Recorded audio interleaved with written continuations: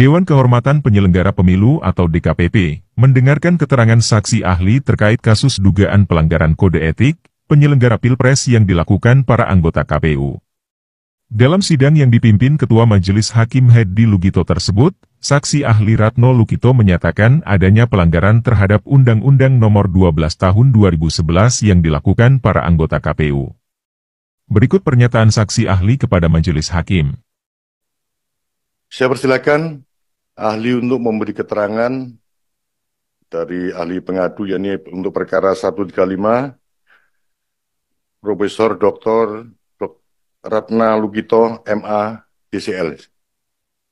Legal opinion saya tentang perbuatan ketidaktaatan terhadap hukum atau legal disobedience dari KPU terhadap Undang-Undang Nomor 12 Tahun 2011 tentang pembentukan peraturan perundang-undangan. Posisi kasus.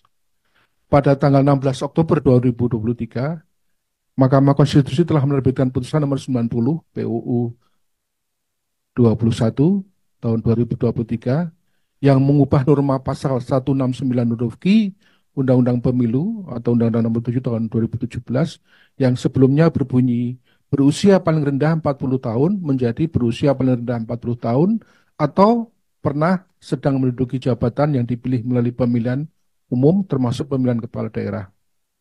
Kemudian berdasarkan putusan MK tersebut, KPU mengeluarkan surat edaran nomor 1145 PL 014 SD 05 2023 tertanggal 17 Oktober 2023 yang ditujukan kepada pimpinan partai politik peserta pemilu tahun 2024 untuk mempedomani putusan MK nomor 90.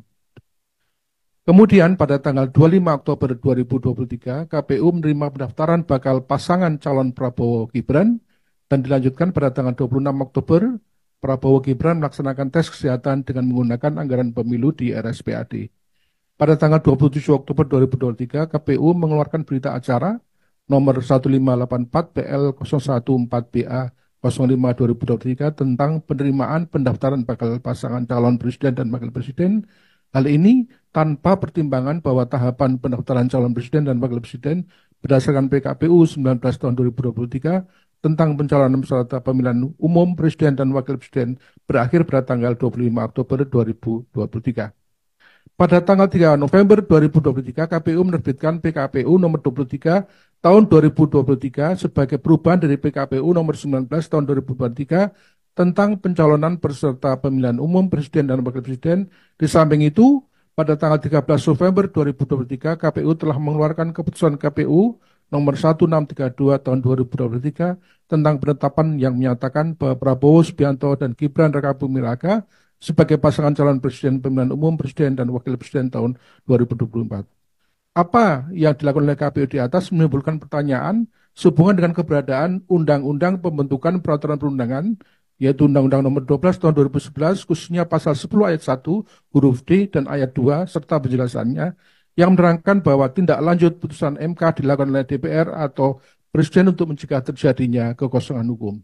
KPU sepertinya dengan sengaja telah melakukan legal disobedience dengan tidak mentaati pasal 10 dari Undang-Undang Nomor 12 Tahun 2011 tersebut, sehingga tindakan-tindakan yang dilakukan setelahnya pun juga melanggar peraturan yang ada. Ayat 2, tindak lanjut atas putusan Mahkamah Konstitusi dimaksudkan untuk mencegah terjadinya kekosongan hukum. Dengan demikian, Undang-Undang Nomor 12 Tahun 2011 pasal 10 ayat 1D dan 2 di atas menyatakan bahwa putusan MK harus ditindaklanjuti oleh DPR atau Presiden untuk mencegah terjadinya kekosongan hukum.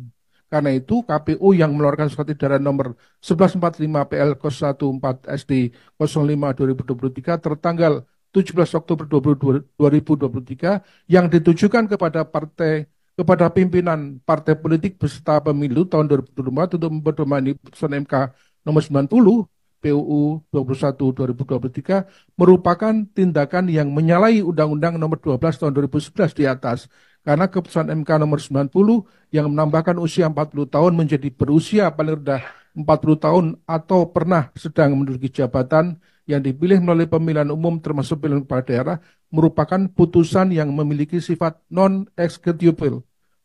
Kesimpulan. Putusan MK nomor 90 merupakan putusan yang memiliki sifat eksekutable. Karena menurut Undang-Undang Nomor 12 Tahun 2011 pasal 1 ayat 1 huruf D dan ayat 2 serta penjelasannya tentang pembentukan peraturan perundang-undangan harus ditindaklanjuti oleh Presiden atau DPR untuk merubah norma hukum pasal atau ayat dalam undang-undang yang dibatalkan atau dinyatakan di Undang-Undang 45. Menurut penjelasan pasal 10 ayat 2 dari Undang-Undang Nomor 12 Tahun 2011 disebutkan bahwa tindak lanjut oleh Presiden atau DPR untuk mengubah rumusan norma hukum undang-undang dari batalan itu agar tidak ada kekosongan hukum. Dengan demikian, Undang-Undang Nomor 12 Tahun 2011 itu memerintahkan agar Undang-Undang Pemilu, yaitu Undang-Undang Nomor 7 Tahun 2017, yang mengatur syarat minimal usia cawapres 40 tahun, diubah terlebih dahulu. Setelah diubah, sesuai putusan MK nomor 90, KPU dapat melakukan konsultasi dengan DPR atau Presiden untuk melakukan perubahan peraturan berpasal 169 Ki Undang-Undang Nomor 7 Tahun 2017 dan KPU Nomor 19 Tahun 2023 agar norma hukum atau pasalnya yang masih mengatur syarat minimal usia 40 tahun bagi cawapres diubah rumusannya sehingga sesuai dengan putusan MK nomor 90. Praktek yang dilakukan oleh Presiden atau DPR dan KPU ternyata tidak seperti yang diamanatkan dalam undang-undang. Presiden atau DPR mengabaikan perintah asal 10 ayat 1 Ki dan Undang-Undang Nomor 2 Undang-Undang ayat 2 Undang-Undang Nomor 12 Tahun 2011 untuk menindaklanjuti putusan MK Nomor 90. Karenanya terjadilah kekosongan hukum dalam Undang-Undang Pemilu yang mengatur syarat minimal usia cawapres hingga sekarang. Celakanya lagi, KPU belum mengubah peraturan KPU Nomor 19 Tahun 2023 yang masih mengatur usia minimal cawapres 40 tahun dan tiba-tiba KPU menerima dan menetapkan pendaftaran Gibran. Dengan demikian dalam konteks ini, di samping ada masalah kekosongan hukum soal syarat usia cawapres, juga ada masalah perbuatan melanggar hukum yang dilakukan oleh KPU. Karena KPU tidak memiliki dasar hukum yang sah dan valid untuk menerima dan menetapkan Gibran sebagai cawapres. KPU pada tanggal 3 November melakukan penerbitan PKPU nomor 23 tahun 2003 sebagai perubahan PKPU 19 tahun 2003 tentang pencalonan peserta pemilihan umum Presiden dan Wakil Presiden. KPU dengan demikian melanggar sumpah dan janjinya untuk melaksanakan atau menegakkan Undang-Undang Dasar 45 dan peraturan perundang-undangan dengan seluruhnya. Ini merupakan bentuk pelanggaran etik yang sangat berat yang dilakukan oleh KPU. Jika diidentifikasi, maka beberapa pelanggaran hukum dapat disangkakan terhadap KPU sebagai berikut. Pertama, perbuatan melawan hukum dengan menerima pendaftaran dan menetapkan Gibran sebagai bakal cawapres karena syarat usianya tidak memenuhi 40 tahun menurut PKPU nomor 19 tahun 2023. Dua, perbuatan curang dengan memberikan perlakuan istimewa kepada Gibran dengan menyatakan memenuhi syarat usia pada saat mendaftar dan menetapkannya sebagai bakal calon wakil presiden. Tiga, melakukan abuse of power atau perbuatan senang-senang dan tanpa dasar hukum yang sah menerima pendaftaran Gibran dan menetapkannya sebagai bakal calon wakil presiden. Empat, melakukan penyelundupan hukum untuk menerima pendaftaran dan menetapkan status hukum sebagai bakal calon wakil presiden kepada Gibran. Lima, melakukan persekongkolan jahat untuk melawan hukum dan melakukan pembiaran atau memberikan perlakuan istimewa kepada Gibran dengan cara melawan hukum untuk diterima pendaftarannya dan mendapat status sebagai bakal cawapres. 6. Memberikan keterangan palsu dalam dokumen berita acara penerimaan pendaftaran Gibran. Dengan demikian, karena legal disobedience yang dilakukan oleh KPU telah mengakibatkan rentetan perbuatan melawan hukum dan pelanggaran etika yang besar. Terima kasih.